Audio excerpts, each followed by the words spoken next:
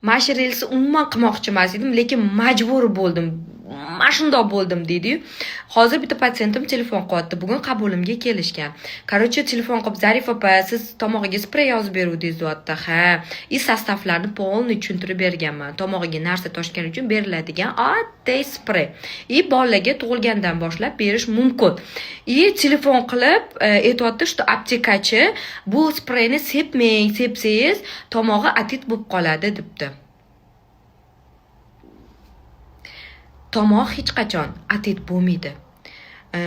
Bor, men hurmat qilaman, farmatsevtlar bor, bir xil aptekada ishlaydigan farmatsevtlar bor. Bo'ldi, назначение chotki qilib berishadi. Всё, nima yozilgan bo'lsa, o'shandan ortiqcha narsa bermaydi. Bir xillar tushunib, tushunmasdan aqllilik qiladi. И onalarni qalbiga, ko'yniga g'ulg'ula solib qo'yadi.